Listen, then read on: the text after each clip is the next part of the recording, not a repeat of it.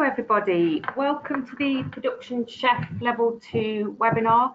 My name's Amelia Bodle and I'll be taking you through the webinar today. Jason Ben is also with me in the room, so if I do need a glass of water then he'll take over. Our intention today is to talk about obviously the Production Chef. You can see the product code there, 908712. So that's the code you'll need to register your apprentices when that becomes live. You're all currently in listen only mode, but when we get to the end, we will take some questions. So we'll answer all of your questions at the end. But if essentially we get to a slide and you have a question, feel free to type the questions through. And then, as I said, when we get to the end, that's when we'll answer them. If there's any issues with sound or you can't see anything, then again, do type into the questions box and Jason will give me a prod and we'll try and sort something out for you. Okay, so let's carry on.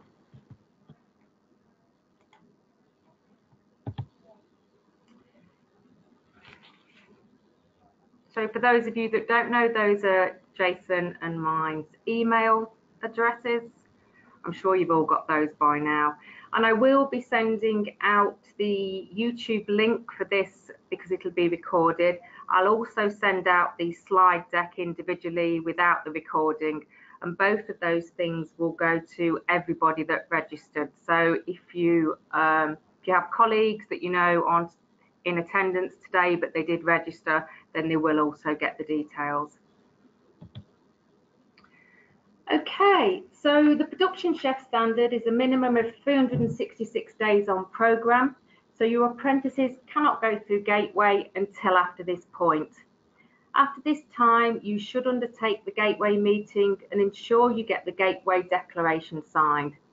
This can be found in the recording forms document on the Chef Production webpage.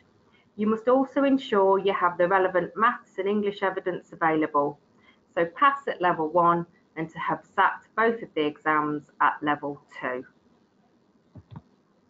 All Production Chef EPA process will start with the initial meeting, so that's exactly the same as all the other hospitality standards. This will be carried out remotely by all parties accessing a conference call number. It's important that both the apprentice and the employer or someone who can decide when the practical observation can take place is also present. The initial meeting will be where the dates and times for the planned EPA will be discussed. So this standard's slightly different. Assessments can take place in any order and all could take place on the same day if you wanted them to. The online test will take place on our Evolve platform and can be booked by yourselves at any point after your booking of EPA has been confirmed. It's a multiple choice test with 1 question and 4 possible answers, and there are 30 questions in total. 60 minutes is available, which includes 10 minutes reading time. The exam is marked by the Evolve system, and an apprentice must get 70% to pass and 86% to get a distinction.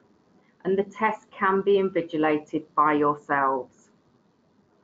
The practical observation needs to be booked at a time when the apprentice can be doing a variety of things, and these include checking and preparing ingredients, service areas and equipment, preparing, cooking, assembling and presenting a range of food items to meet individual customer requirements, maintaining the quality and brand organisational standards, demonstrating safe and hygienic practices, and demonstrating effective communication and teamwork.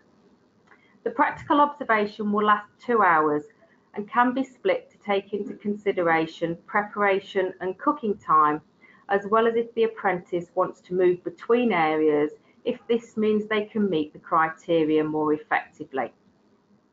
The independent endpoint assessor can add or subtract 10% of the time allocated at their discretion to ensure full coverage of the criteria, or if criteria have already been met. Following the observation, 20 minutes is allowed for the independent endpoint assessor to clarify any points which need to be addressed as part of the observation.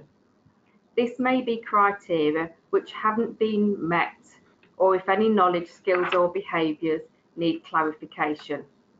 These questions will occur as part of the overall time allocated for the observation. So it won't be an additional 20 minutes, it will be a matter of the practical observation being stopped at a point and then the questions will commence. So it would be still 2 hours plus or minus the 10%. The professional discussion can occur on the same day as the practical observation, and this will be our intention. A break may well occur between the two assessments.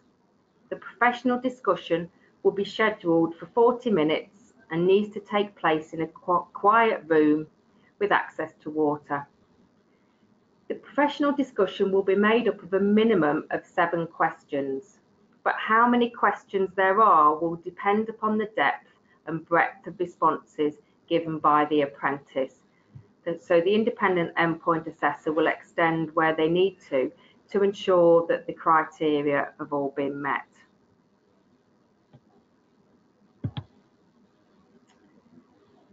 An apprentice must pass all component parts to gain an overall pass. The observation is only graded pass or fail. So to gain an overall distinction, the apprentice needs to gain a distinction in the online test and in the professional discussion, and then pass the observation. Okay, so now let's look at the resources available to support with endpoint assessment and some hints and tips for preparing your apprentices. All information about the Production Chef Endpoint Assessment can be found on their own web pages by following the link highlighted in red at the top of this page. You can see the EPA handbook, the EPA recording forms and the EPA assessment pack are all available. The assessment pack is password protected, but we will send this out at the end of this webinar with the slides and the link to the YouTube webinar. The EPA handbook contains all knowledge that needs to be taught for the Evolve test.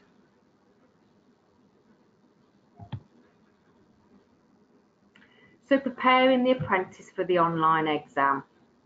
It is imperative that you teach all the knowledge that is listed in the EPA handbook during your theory lessons.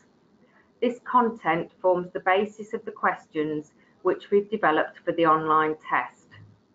A mock test is available to help show you the types of questions and the content covered. It would also be advisable to develop further papers yourself, which are like the mock, covering the same types of content within the Production Chef handbook. Please do ensure the apprentices are aware that they must revise all this knowledge to pass, and indeed to try to gain a distinction in the test. Some questions have highlighted words such as main, best or first. On the actual Evolve exam, these are highlighted in bold. It would be helpful to the apprentice if you could ensure they understood what these terms mean to ensure they choose the correct answer. Preparing the apprentice for the practical observation. As the practical observation is only graded pass or fail, it's imperative the apprentices know what the pass criteria are so they can be fully prepared to pass. The criteria are found in the endpoint assessment pack, so please do give the apprentices a copy of this. The Exemplar Materials will contain a checklist which you can use to carry out mock assessments, very similar to our other Exemplar Materials in the other hospitality standards. This is essentially the pass criteria listed and is the best way to carry out assessments to support the apprentice to pass. You could ask a colleague or the IQA to pretend to be the independent endpoint assessor and carry out an observation for you, and then give you feedback, both yourself and the apprentice, to develop any skills or behaviours which might need improving prior to endpoint assessment taking place. Professional discussions often don't come naturally to any of us, so we do advise that you support your apprentices by practicing these skills. Please issue the apprentices with the pass and distinction criteria and explain the criteria to them.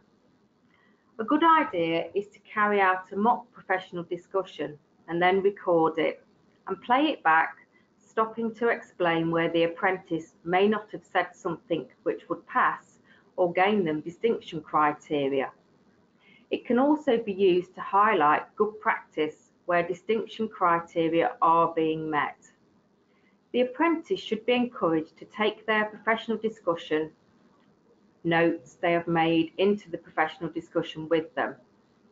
They can also take any other items that they may have used, the apprenticeship training manual, brand standards, or anything from the employer's business which will support them in the professional discussion.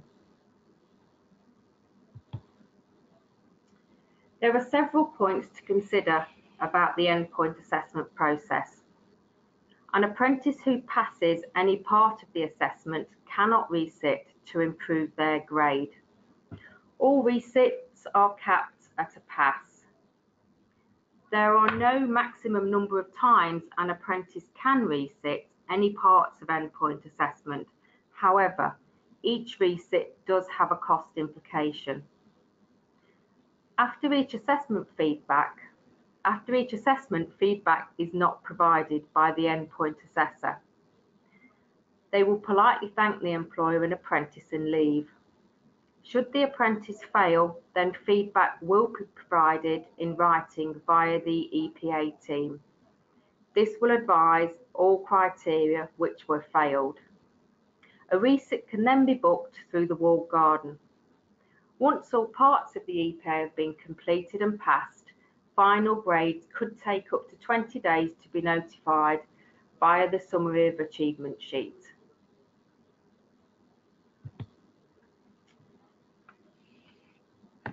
Available in December will be the Exemplar Materials for Production Chef, which includes the checklists for undertaking mock assessments. These will be available via the EPA preparation tool. Registrations can occur from January 2020 using code 908712. You will also need to add this standard to your walled garden account at this time prior to registration, as you did with all the other hospitality standards. We hope the EPA preparation tool will also be available in January, as this will hold the sample mock tests. If for some reason it isn't available, then I will ensure that you get access to all of the exemplar materials and the mock test as you need them, so please do email me. Endpoint assessment will start in April 2020.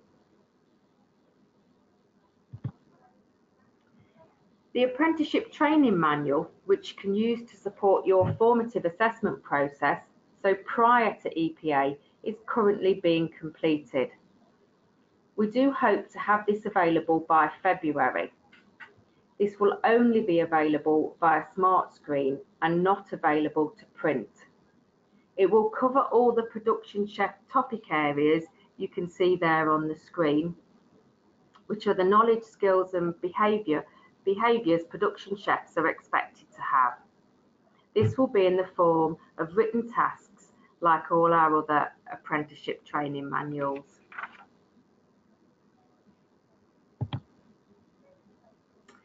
Here are the generic contact details for our endpoint assessment service. Please do keep these details handy as you start to move through the endpoint assessment process.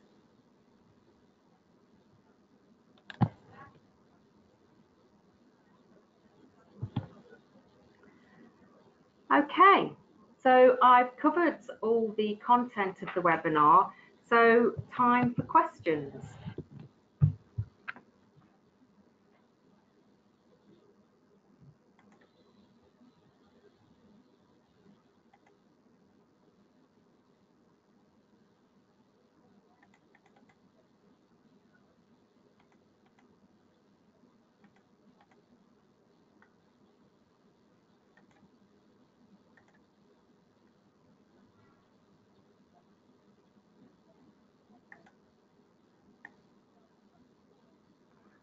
Okay, I haven't got any questions coming through at the moment.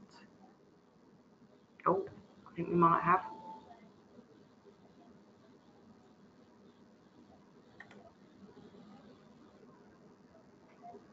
Do you have any more questions? So in terms of mock questions, across all of the hospitality standards, there are just one full test.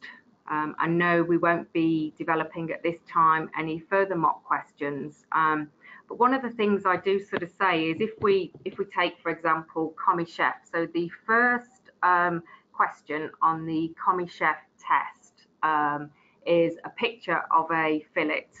And obviously then the picture's there, and you've got your 4 possible answers, and the expectation is that the apprentice will select fillet. If you put that test alongside the EPA handbook, and you look at then the other cuts within the EPA handbook, you could clearly see that you could sort of mirror that test, if you will, yourself, and sort of create some more. It would be quite difficult for us to create more mocks because the rest of the content is actually live in our Evolve system. So if you were to sort of follow that process and create yourself some more mocks, then potentially you would be asking your apprentices questions which would actually be in the Evolve exam. Lola's got a hand raised. I'm just going to allow you to take the question. Hi, Lola.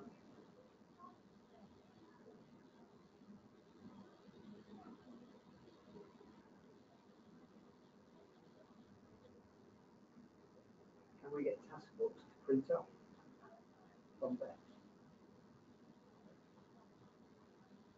So in terms of task books, do we mean the apprenticeship training manual, so the ATMs? Access to those is all now via smart screen, and you can print them off from smart screen. So there's all the individual tasks, and then the last bit at the bottom is the full apprenticeship training manual. So you could then, if you wanted to, send them to your own reprographics department or get them done somewhere else. But we won't be providing any more paper versions. But yes, you can definitely do that with your access to smart screen.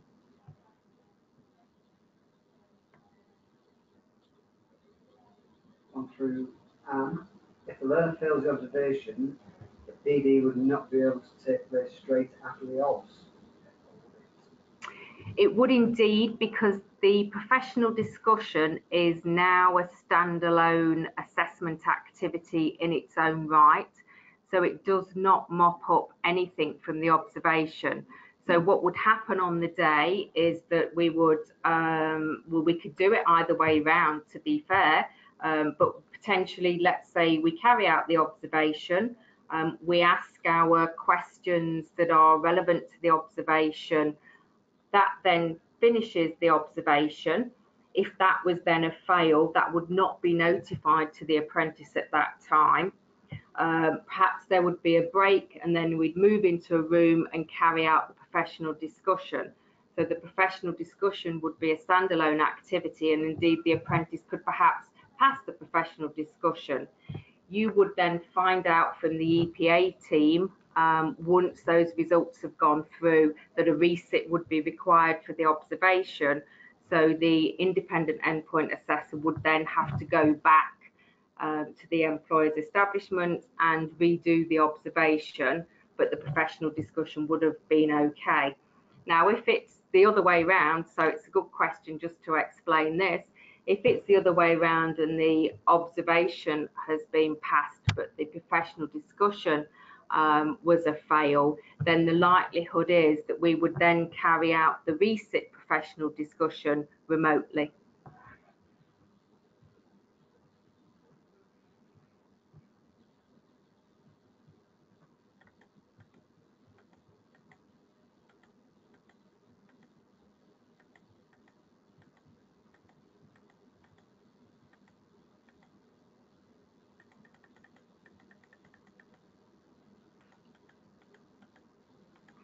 Okay.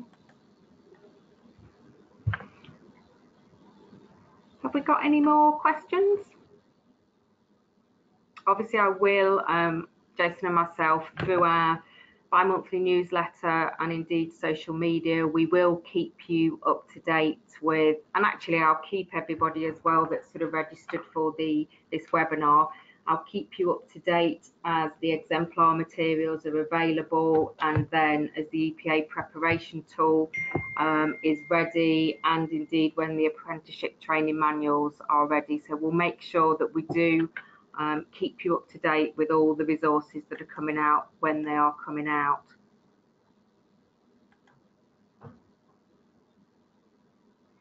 Is access to the training manual available when you register learners on Production Chef EPA? No, the apprenticeship training manual won't be ready until February.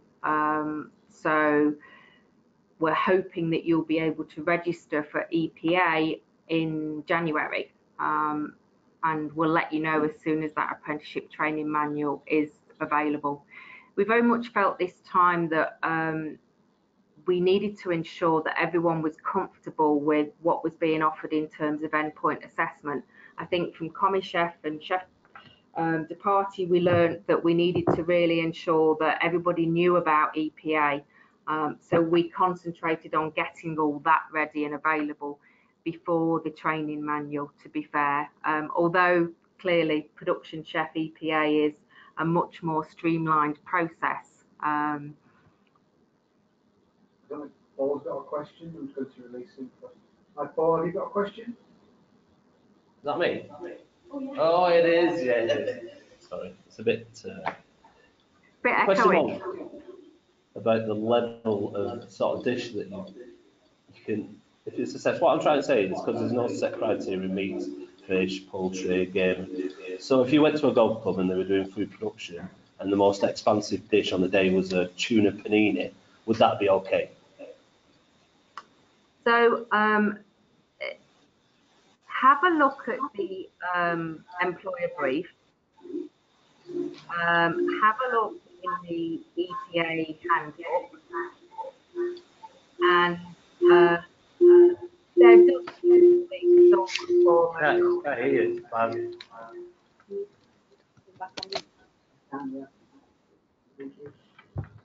Sorry, you were coming through the speakers here.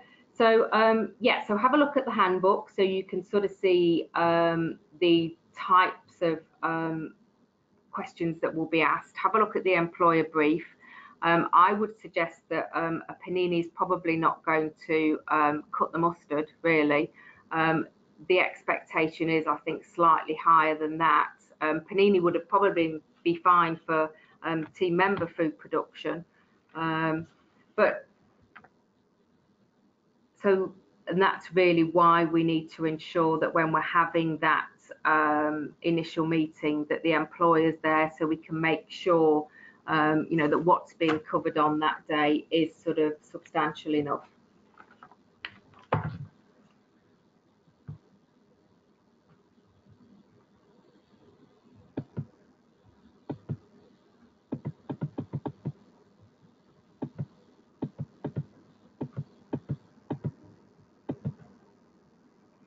No Production Chef endpoint assessments yet. They are taking place April, so you'll be able to register in January, and endpoint assessment will start in April.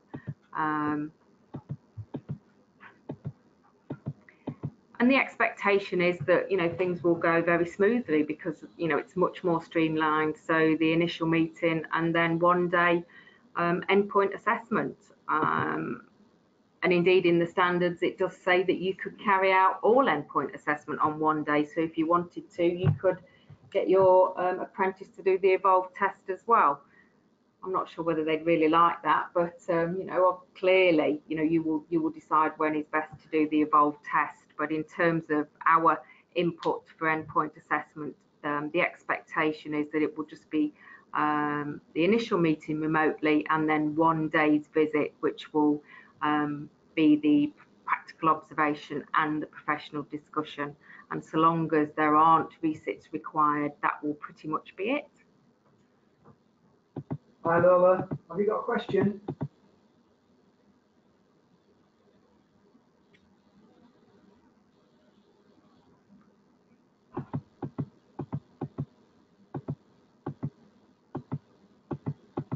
Maybe not. We might have a question from Paul. Oh, not me now. No, sorry, I've probably left it on from last time. No problem. At least we know you're there and listening, Paul. Oh, Cheryl might have a question. Hi Cheryl, have you got a question? Hi, can you hear me? Yeah, just going back to the scenario where you said if they fail the observation, which is only a pass or fail anyway, Yeah. and then they pass the professional discussion, can they still get a distinction if they got a distinction in the professional discussion? Or is if they failed one part, they still can't get a distinction? Well, they wouldn't get a distinction overall, because to get a distinction overall, they would need to get a distinction in the evolved test and the professional discussion, and then pass the practical observation. So if they've already got distinction in those two parts, if they fail the observation once, if they pass it next time, they still can't get overall distinction? No, they would be able to. They would too, right? Yeah. Okay. Yeah, absolutely. That's an interesting one I'd not thought about. But yeah, you're right, because essentially the practical observation is pass or fail. Yeah. Therefore, yeah, they could indeed. Right. Okay. I bet nobody's thought of that one. Thank you for asking. Paul's raised his hand again. Just bear with me 1 second. Hi Paul.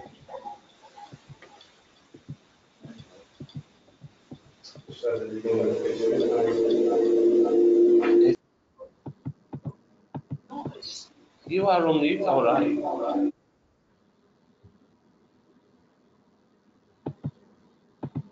I'm guessing Paul hasn't got a question. Oh, one coming from.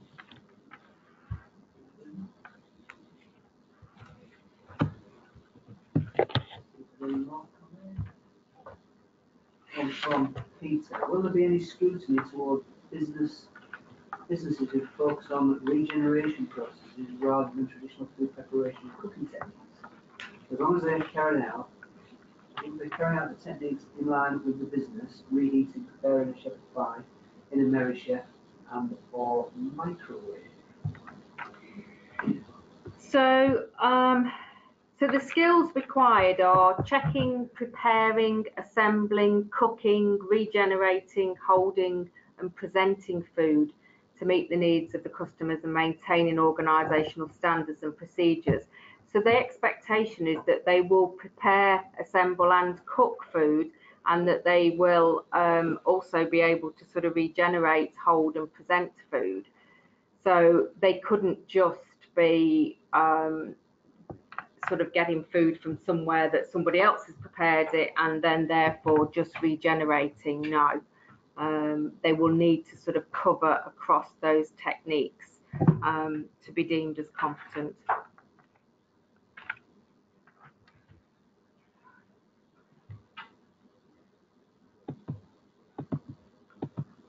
Okay, so I think that's perhaps it, unless we've got any more questions.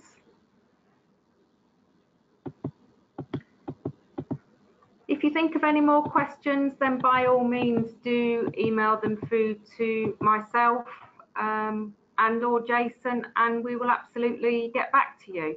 But what I will do is I'll pull these questions into an FAQ document as well, and we'll get those sort of added onto the website and sent out as well for you. So at least we can capture the questions that have been asked today. So I think we'll finish there